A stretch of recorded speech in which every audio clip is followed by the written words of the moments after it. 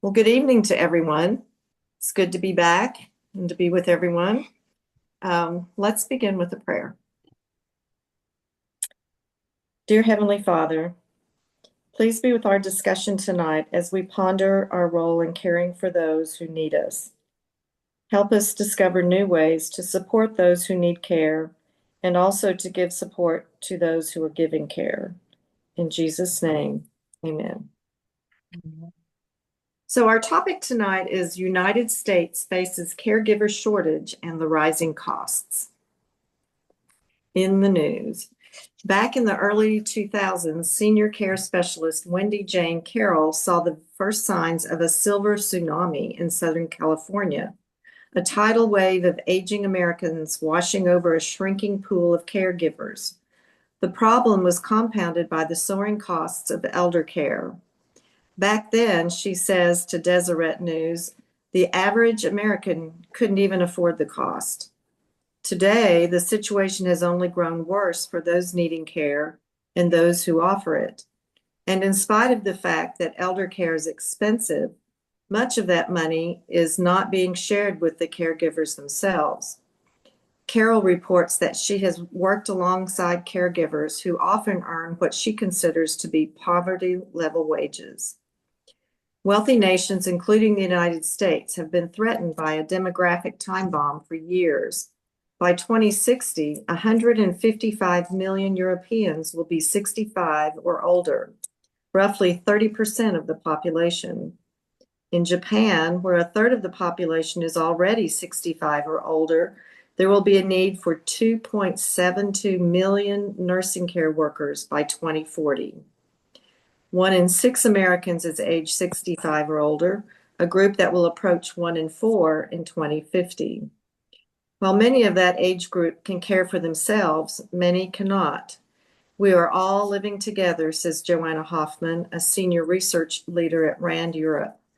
There are just more of us to take care of and not enough of us to do the caring. There are an estimated 63 million caregivers in the United States. Paid or unpaid, about 1.25 caregivers for each person 65 and older, who provide care for people who rely on them for basic needs, reports the Bloomberg School at Johns Hopkins University. While this might seem like a large number, the caregiving workforce is under strain from the growing number of people needing care and the limited resources available to pay for it.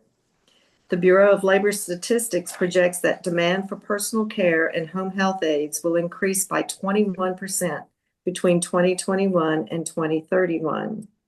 As this number increases, cuts to programs like Medicaid will reduce support for both caregivers and those they care for, particularly older adults and persons with disabilities or chronic illnesses. 63% of nursing home residents receive Medicaid funding. For most of American history, reports Deseret News, caring for aging parents or frail relatives was a private act, carried out in homes across the country. Rarely recognized as work, it was seen as part of being a family. Even today, the vast majority of care is performed by relatives, with women doing most of the work.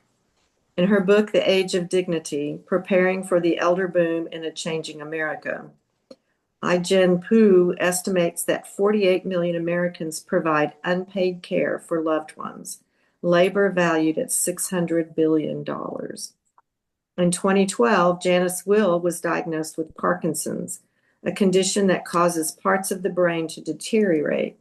Janice's son, Brandon, realized that his mom needed constant care in her home. In Illinois, Brandon is paid 19 hours a week by Medicaid as a familial caregiver, even though he provides around-the-clock care for his mom.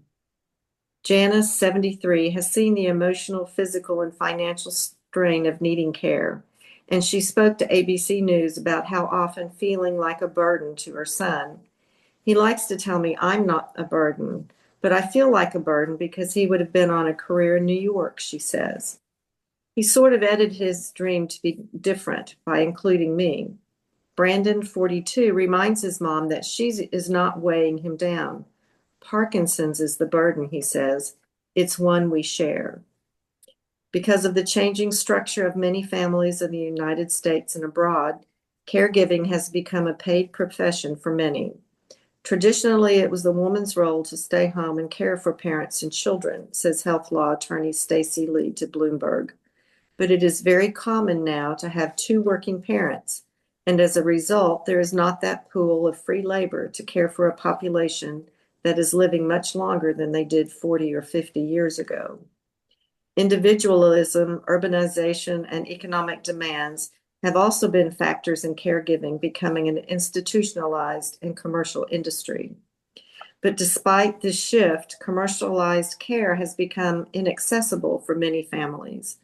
According to a 2024 report from the Kaiser Family Foundation, the median annual cost of a private room in a nursing home is $116,800. Full-time home health aide services surpasses $288,000. These amounts exceed the median income of $36,000 for Medicare beneficiaries, who may also have non-income wealth assets, such as home equity. As a result, nearly 41 million Americans are now providing unpaid care to adults in need. The demand for in-home care has led to global migration. In the United States, immigrants make up about 25% of the home care workforce. Many are women from the Philippines, Nigeria, Jamaica, and Haiti, attracted by the promise of steady work, even if the hours are long and the pay is low by American standards. Home health aides earn a median wage of $16 an hour. Some are now leaving, seeking better opportunities elsewhere or returning home. If we lose that workforce, says Carol, the senior care consultant, more Americans will be forced to look elsewhere for care or find a way to come up with new community solutions. So, applying the news story, reflect on your own experience as a caregiver or as a person receiving care from others. And if possible, discuss the biblical challenge of compassionate care, especially with regard to elders and people with chronic health conditions. I think everybody in each box has a story. Does anyone want to share?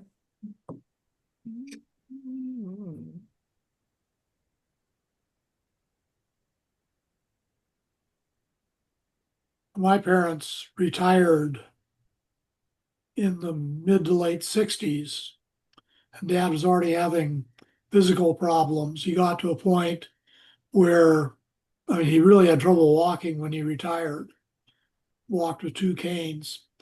And the last several years of his life, he was bedfast. And Mom was his primary caregiver, though they did have someone come in. It may have been daily, I'm not sure. And she would help him to get up and I'm sure use the bathroom and that type of thing. They did have a lift for him, but Mom ended up getting rid of that because it wasn't working right. But that's what they did. After he died, she ended up moving to Spokane, where her sister lived, and was in a retirement home. And then she had to move into assisted living and finally into a nursing home. So that's my parents. My oldest brother and his wife he's turning 90 in November, and they're both using walkers. They're in a retirement home, and they have people come in and assist them. So that's kind of how my family is. I know Phoebe's parents, they had someone come in and help her dad, and then she was in a retirement home where they both were, and she ended up going downhill as well. Anyone else? Nancy? I've been involved in caregiving in a sense for a long time because my dad's twin brother and his wife lived out by us, and they had no children. And after she passed away, we we never did figure out why we weren't very bright about it in the past before that, but we discovered he had Alzheimer's, and we went, how did we not see this? And then it got to be the point where it was getting harder and harder to go over to the house, their house, and do what I could during the day. And then he started the symptom of wandering. So we knew he had to go to a care facility. And so it ended up that because I had, over the years, I had gotten power of attorney, we had to sell his house to pay for his care because they had no, like long-term care insurance. And he was an attorney in job, so he didn't have what do I say? He and his wife, it's amazing. That was another thing. Being an attorney, how he never, or they never really got it together in terms of looking at their long-term care because they had no children. So I worked with him for probably about 8 years off and on, starting a little and then became more so as he progressed. And then when he went into care, he was a couple of years in care before he passed. And then my husband also developed Alzheimer's.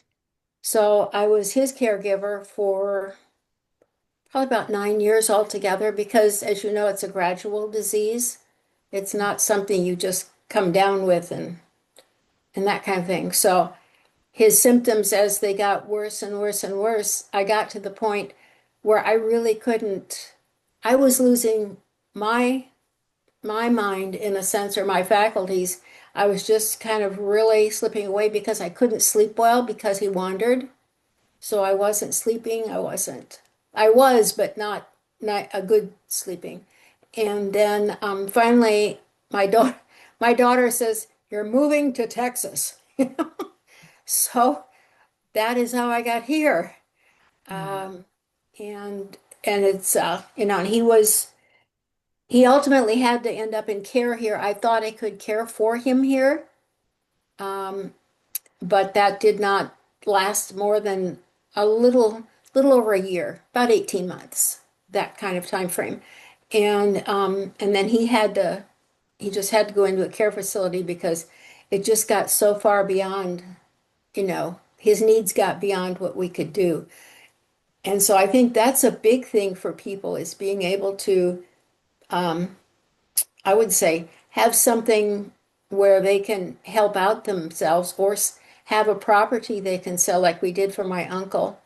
And then my mother-in-law also, we ended up, because she needed care, we went back to the Midwest and had to sell her house and get her a place to be in care. So that her house became her, what I said, long-term insurance, if you will, Mhm. as my uncle did. His was the same situation. Mhm.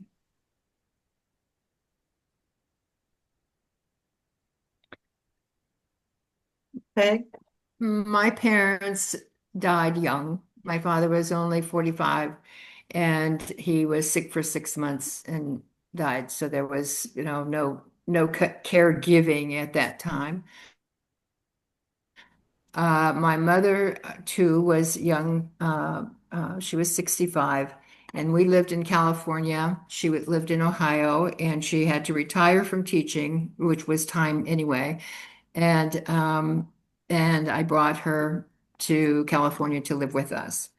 And I was trying to think of the time range. I don't think that I think it was about 2.5 years that she was in California. And we originally got an apartment for her. She had autoimmune disease, and that was her disease. And she had her own apartment for some number of months. Then she lived with us for some number of months, and then fell and broke her shoulder, and so she was in a rehab place for um, um, probably 6 months there. And then she came back home with me.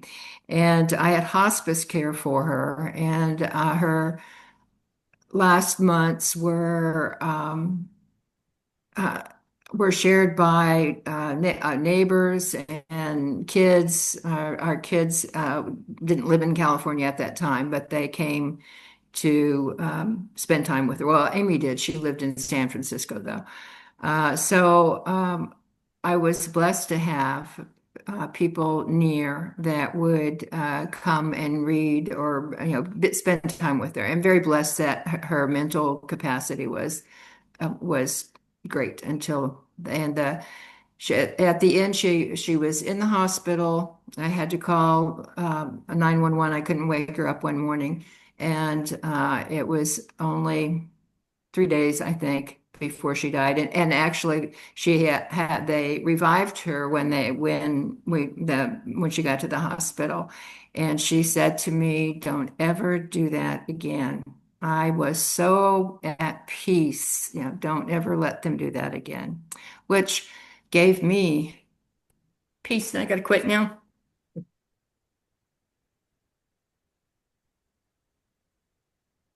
Well, Marcia? My parents did not have lingering illnesses. My mother died young at 69, and my father died at 83. My mother died at home, and my father died in the hospital after a short illness. Some of you remember Ken's parents, who were here for a number of years with us. They lived at the Renaissance, now Asher Point, and they really liked it there. Ken's mom went into the hospital one evening, kind of unexpectedly. She'd been having some trouble with back pain and so on and so forth. So we went to the ER and they kept her overnight. They were going to take her off her medicines and kind of put her back on and see what was going on. And somewhere in the early morning hours, we believed that she had a stroke. She never really came back to us that day, and she died that evening. Ken's dad continued to live at the Renaissance and come to church for about 3 years after she was gone, and then he began to experience some problems with his breathing and so on and so forth. And one Friday after Ken after that he decided he needed more than independent care living, and so he moved to Preston Place, where he got very good care. And one Friday, I mean, Ken or I were there every day, and sometimes both of us. But one Friday after Ken had come home, he called Ken and asked him to come back. And he said, "I just have this feeling that God is telling me that I'm going to be going to heaven soon." And he said, "I want to sign over the car to you." And we had everything else in order, but he hadn't driven in several years, but just having that car was kind of his link to independence. So, the next couple of days he seemed to be well, and we did have home health that came in and checked on him. We paid out of pocket for that. And on Tuesday, the following week, his nurse said, "I don't like the way he's sounding breathing. I really think I'd like to have him go to the ER and have them check him out." And that was on Tuesday, and he just went downhill. He did not lose consciousness, but he wasn't himself. And he kind of talked out of his head for a couple days, and he died on Friday. So a week after he told Ken he felt like he was being called home, he was called home. Ken's mother was almost 91, and his dad was almost 94.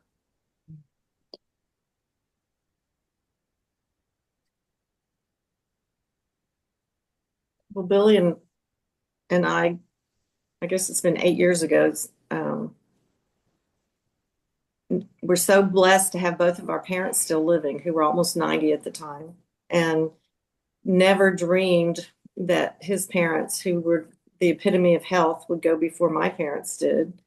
And Billy's dad's was just, he and his mom both had a jaw cancer, and because of a lengthy surgery, his dad never really recuperated from all the anesthesia. And when he realized that he was not remembering things, and we had to make a difficult decision to put him into some memory care. He knew knew what was going on, and he made the choice that he didn't want to live any longer. So he quit eating and drinking, and he was gone within a week, I think it was. He died the Sunday after Ken's dad died. So they were both about the same weekend. And then his mother, who they'd been married 70 years, life was just not worth living for her. But she ended up having surgery that summer and had a stroke during surgery. And she never really recovered from that, and then broke a hip, and that was her undoing. So his parents kind of had tragic endings, but my dad, on the other hand, also had dementia, but his was vascular. So he was aware of what was going on in his life and knew it. He'd have times when he would get things mixed up and repeat himself and just, different things, but he always knew who we were. And then he started falling, and we had to make the difficult decision to put him in assisted living with Mom. And then decided he had a really bad fall, that we just weren't going to take him to the ER anymore. He was 95 and he'd lived a good life, and we just didn't want him to be miserable. So his last few weeks of life, I had the opportunity to sit by his side every day and talk to him and record his voice, and he died very peacefully. So we have two different stories. And of course, y'all know my mother is still living and really very healthy in spite of everything that's been going on lately. So I think we all have different stories of caregiving. One thing that was in the story that came to mind is my parents always said, I took over their finances probably about 9 years ago, and it was the POA and everything. And they always kept saying, I just don't want to be a burden. I feel like I'm a burden to you, whatever. And I said, I can't even begin to repay what you did for me growing up. And I said, so don't ever think of it that way. It's just a small way to say thank you for raising me and giving me the life that you did. So as caregivers, it does wear you out, but it's for a good reason. Right. Lorene? Well, I can't really say what the others have said tonight about being a caregiver, because I did with Jack, but it wasn't for years. But my mother, she lived alone. She was 98. She died at 102. And when she did die, the last 4 years, she stayed with my sister. My sister was the caregiver, not me, although we went there a lot. And my mother had a full-time nurse that around the clock that come in because she could afford that. My sister had help, but and Jack's family was the same way. His family lived to be in the hundreds too. They just lived a long time. It just and then hopefully people you don't have family, you have long care insurance or things like that to help. But everyone's different. It's just.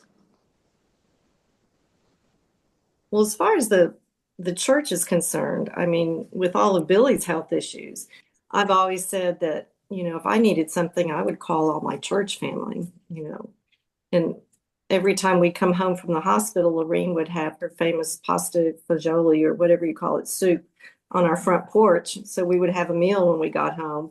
And people it's just like my extended family.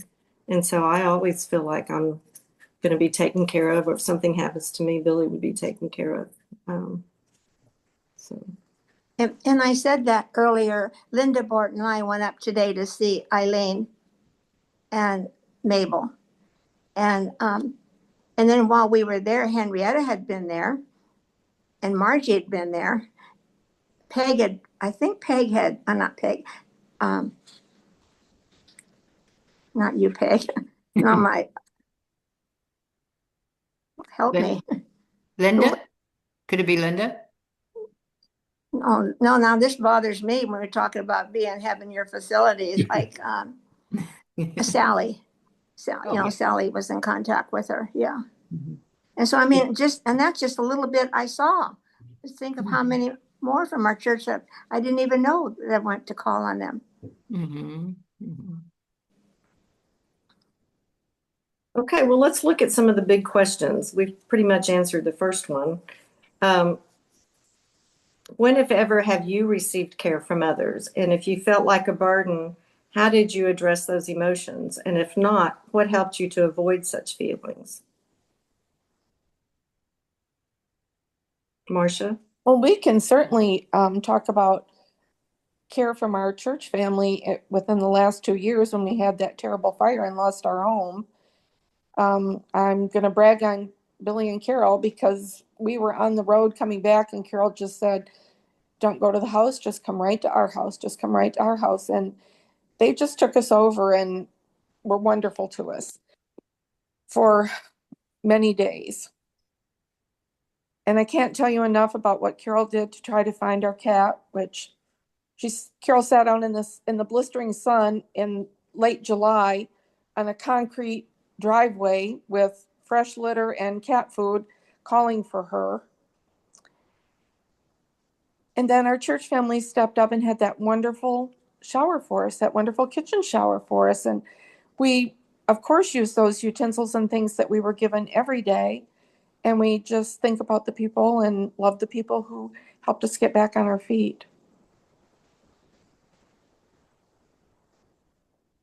Well, I think about I think it was when Billy had MRSA and we came home and Kathy called me and said, well, I want to do a meal train for you. And I said, oh, I can cook, no big deal. And she goes, no, Carol, people want to help and you need to let them help. And that was the first time anybody had ever told me I needed to let somebody help me. And that was really hard.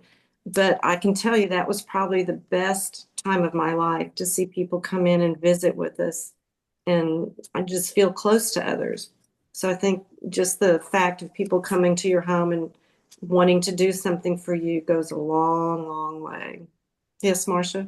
And I learned that lesson a long, long time ago, and it's nice to be reminded of that. But this was when I was pregnant with Scott and I was teaching ninth grade, and the girls' counselor, who was a very dear friend, close, she had been my mentor, came to me and said, "These girls want to have a baby shower for you."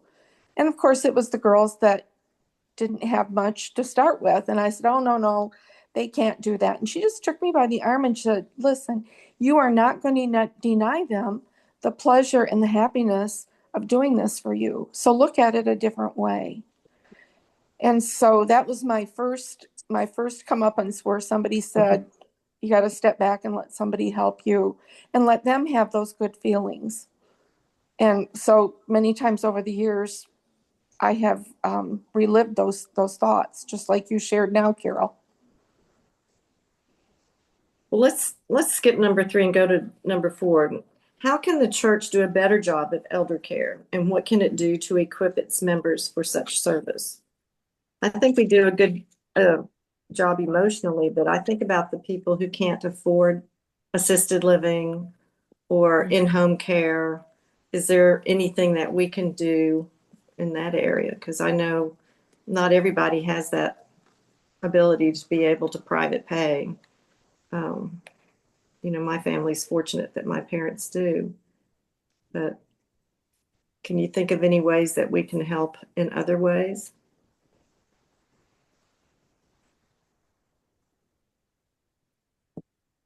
Maybe it's just something to ponder. Mhm.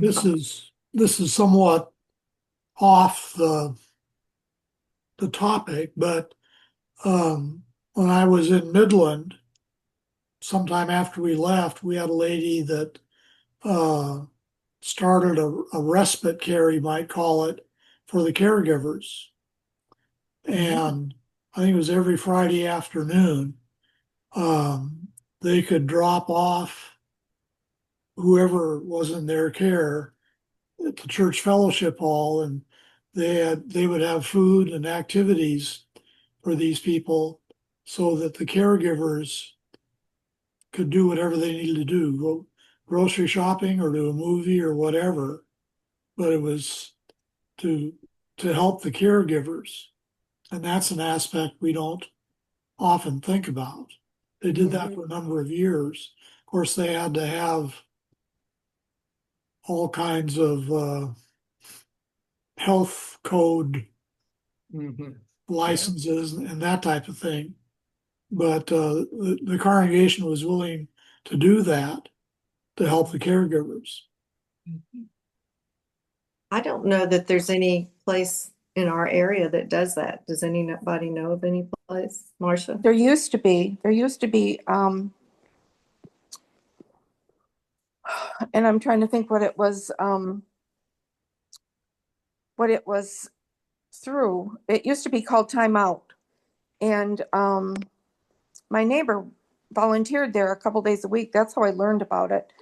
And it might have been through TCOG that that program existed, but I know people that could take their loved ones and leave them there all day, and they had activities and they had food for them. Barbara volunteered 2 days a week, and there were others I know that volunteered 1 day a week, or as often as they felt that they wanted to or could do that.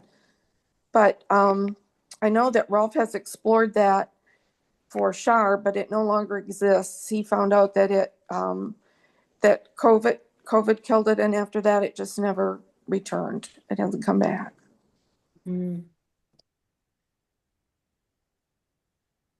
Okay, let's move on down to the scriptures and for Exodus 20:12. Honor your father and your mother so that your days may be long in the land that the Lord your God is giving you. The Ten Commandments, also called the Decalogue, 10 words, are at the beginning of the section of the book of Exodus containing laws. The first verse of the chapter, then God spoke all these words, in verse 1, indicates that God gave these commandments directly to the people of Israel.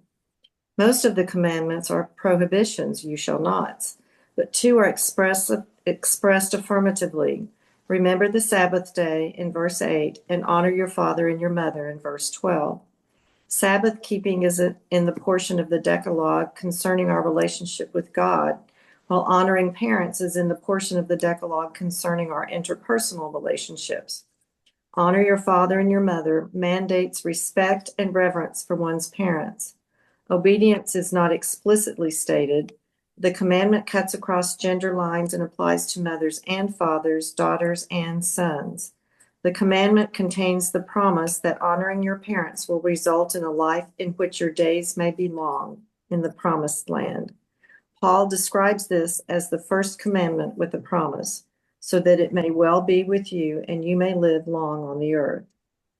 So why is honoring of the father and mother a commandment of God? Why do you think that?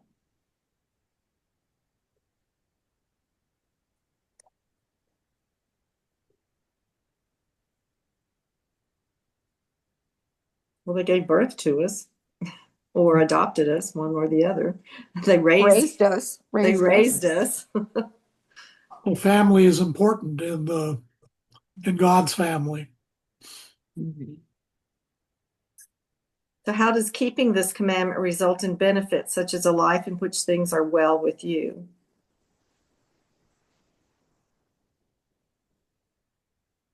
Lorraine? Well, I think it teaches us humility and gratitude and obedience, and that when it makes it well with your own soul, your own body.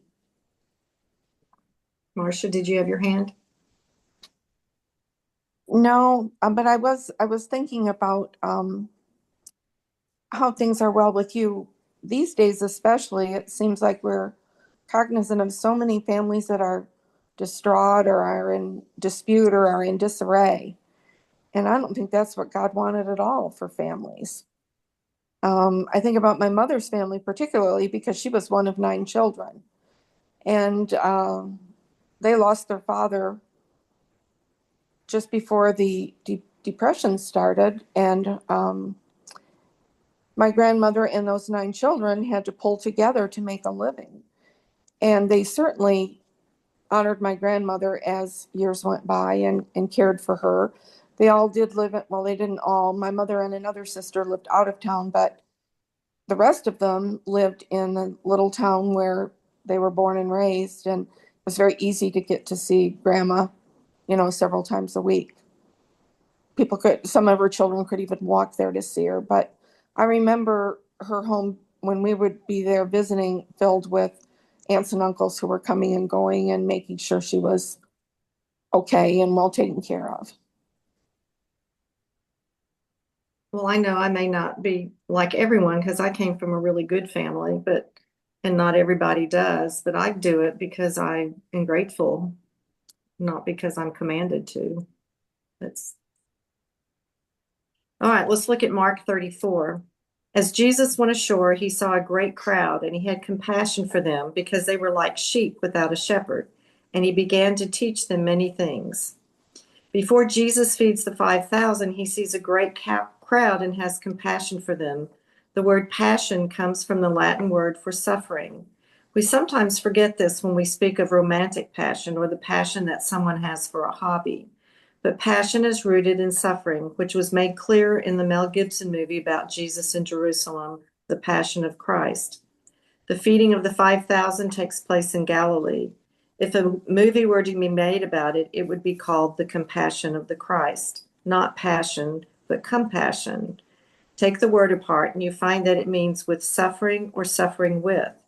Jesus has compassion for the people around him, which means that he suffers with them. Jesus has a sympathetic awareness of the distress of the people, combined with a strong desire to alleviate it. So he feeds them using just 5 loaves and 2 fish. In the same way, Jesus suffers with us in our distress. Then, when he fills us, he asks to show compassion to others. So the question is, when have you had an opportunity to suffer with someone? Have you ever had that opportunity?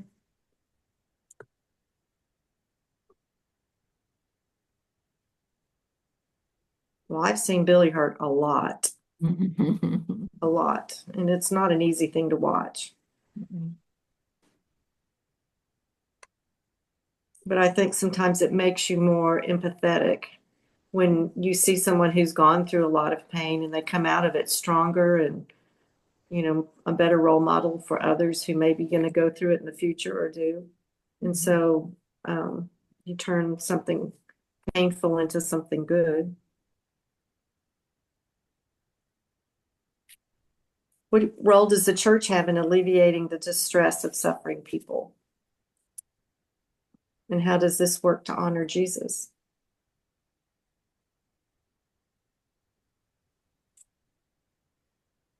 Marcia? Well, one way I think is what we have mentioned just in our discussion tonight about all the visitors from church that our hospitalized ones at TMC have had. In fact, I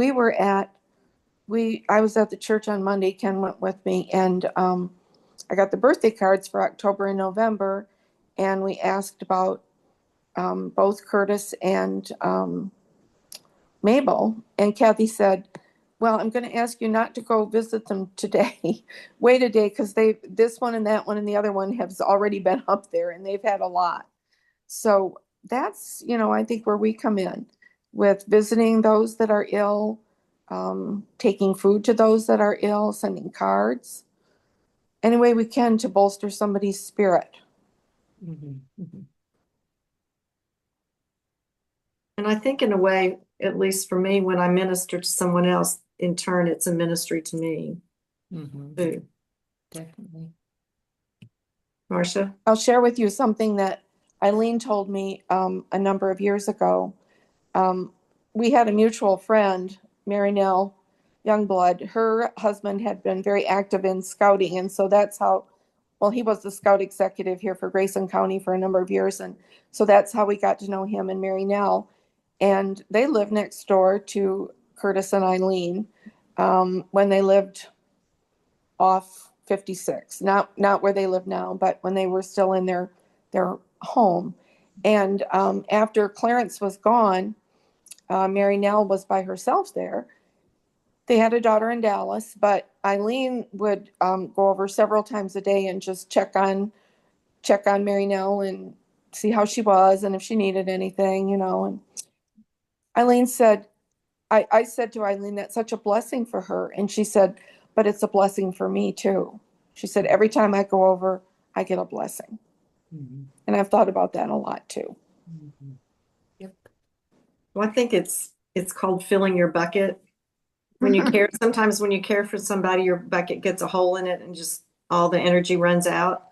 And if you find something that fills your bucket, then even though somebody else may view it as more work on you, it's worth it. Mhm. So. All right, let's go down to Galatians. Galatians 2. Bear one another's burdens, and in this way you will fulfill the law of Christ. In his letter to the Galatians, the Apostle Paul is writing to churches in a region called Galatia, located in the central highlands of what is now Turkey. He makes a case for the centrality of faith and says that a person is justified not by the works of the law, but through the faith of Jesus Christ. But then in the final chapter of the letter, Paul encourages the Galatians to fulfill the law of Christ, which may mean to follow the teachings of Jesus. One of these teachings is to bear one another's burdens. Although Paul is convinced that a person is made right with God through the faith of Jesus Christ, he is also concerned with Christian behavior. Do not be deceived, he says. God is not mocked, for you reap whatever you sow. So how can you help bear the burden of an older person or a person with chronic health concerns? And what particular support can the Christian community provide to caregivers and receivers of care? I think we've kind of talked about that a lot. But can you think of anything else you want to add to it? Well, I think the one thing that we can all do is pray for those people with those people and that need comfort. I think I know when I'm praying for people that are ill right now and are needing support in some way, by my prayer, I feel closer to God and closer to them. And I think that they must feel that too. I really do. Paul said in one of his letters that um, those of you who cannot maybe go and visit or provide for others, that you need to spend your time in prayer for these other people. And that is your ministry. Mm-hmm. That's an important one that we very often don't think of as a ministry. Right.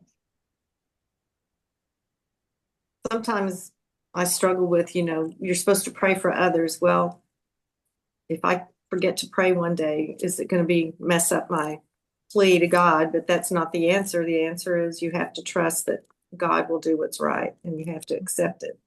And that's sometimes when I'm a slight control person that you can't control this. Quit, Billy. You can't control the situation and you have to let go. And that's a very difficult thing to do sometimes, even when praying for others. I think that's hard. Yeah.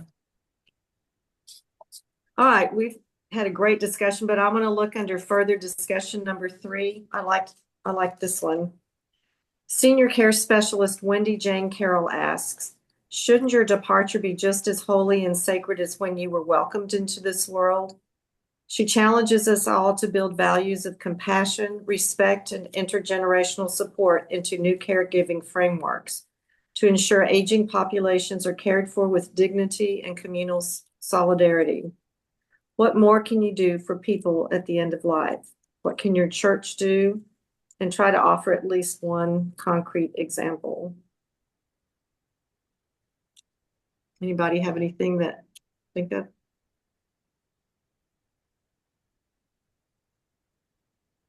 Well, I know in Daddy's last days, I learned to listen. Mm-hmm. I know he was having conversations with God at the end, and he'd be all grumpy and everything. And I said, well, why don't you just tell God what you're thankful for? So then he'd start, and it was just amazing to listen to. I recorded a lot of them where he would thank God for his parents and his daddy taking him places. And I mean, just very specific things that he was thankful for. And they weren't all childhood memories either. He was thankful for mom's parents for bringing her into his life. And it was just amazing for me to just sit there and listen to him and he'd be quiet for a minute. And I know he was listening back. And so I think that was end of life, is you just let them talk if they're able to. Mm-hmm. Can you think of anything else besides just listening? Touching, Touching? physically touching. Yeah. Marcia? And also talking to them, because I know we've all read that hearing is one of the last senses to go. So, telling them how we feel about them and what they have meant to us in our life. I think I told y'all once that it was probably several days before Daddy died, and Mom was not in the room with us, and I just knew that he wasn't going to make it that day. I just knew it, and I reached over to him and said, "Daddy, if you're ready to go be with Jesus, I'll take care of Mom." And his head snapped up and looked at me, and he said, "Well, I didn't know I had a choice." I was like, "Well, I guess he's not ready today." So they tend to keep you in line too. Yeah. When my mother did pass away, she was in a hospice facility, Amy, our daughter, came from San Francisco, and it was on a Sunday. And my mom has a sister that lives in San Diego area who has several kids, and they all came to visit us. And each one talked to Mom, who seemed to be not awake, but they talked to her about how much she had meant to them. And she passed that day very, very lovingly. And it did happen to be on Mother's Day, May the 12th.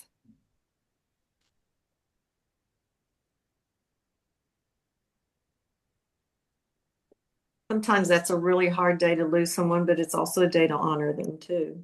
Yeah, and my father died on Valentine's Day.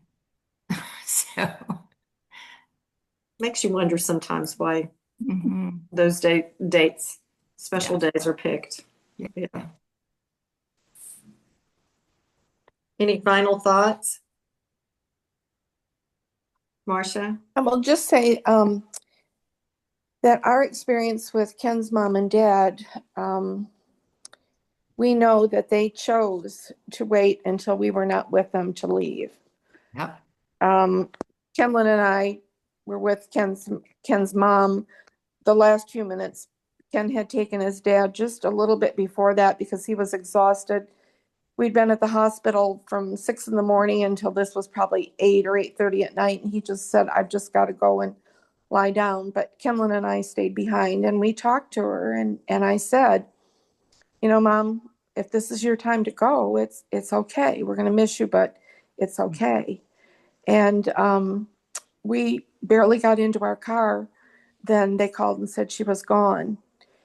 Ken took his dad on home, and Kenlin and I went back up, and her nurse said, "You weren't gone 5 minutes." And there wasn't anything big dramatic that happened. It was just, her heartbeat as you watch it, just flatlined. She was just gone.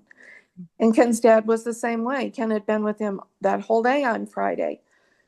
And Ken came home and hardly had gotten in the back door. We did have private hospice care for him, but it was not, we only had it for about 24 hours and he passed. But Ken was hardly in the door, and the nurse called and said, "You better come back." And by the time we were there, he was gone. Mhm. So, And I think that happened with Billy's dad because they called us to come and said, his blood pressure was really low and he was very agitated and in and out of consciousness. And we sat there all afternoon and when we left, it was several hours after we left before he passed away, but I know it was hard to feel like you weren't there for him. But I truly believe he didn't want them to be there. Yeah. Kenlin said after, "Well, how could she go? You were on one side of her and Grandpa was on the other side of her and Dad was there and one of you was always in her face talking to her. How could she go with all three of us there?" But Kenlin wasn't there all day. She came up in the afternoon, but yeah, how could she go with all of you there? Mhm. I've talked with nurses who feel that the the person who is dying feels that they're making it easier on the others if they're not around them when they die. Mhm. Mhm. Well, I talked about the day that my mother died, and as the family left, it was a Sunday, and there were cousins and aunts. There probably were 8 to 10 people in the room for an hour, each of us talking with each other and with mom and sharing things. And everybody left, and my aunt said, "Well, you haven't eaten anything all day, Peg. Let's go down to down the road. There's a little deli, and we can get a sandwich, and you need to eat something." So we were not gone more than 25 minutes, and we came back because we carried our lunch back with us. And I got to the door, and I said, "She's gone. She's gone." And I went to the desk and I said, Mom's gone." And they said, "No, we just checked her vitals right when you left. She's fine. She's just sleeping." And I hadn't even stepped in the room. And I said, "No, she's not there anymore." And she wasn't. Hmm. She waited. I'm trying to forgive her. Well, you just never know because, we weren't with Daddy when he died. He was at the point where he had to sleep on the memory care side because he had sundowners. And we said goodnight to him the night before and left. And 6:45 in the morning, they called me and said, "He's gone." And I said, "What?" Because we knew he wasn't going to live much longer, but nobody expected that day. Mhm. And so he was with other people that loved him. And they said he was just happy and peaceful and just took a deep breath and was gone.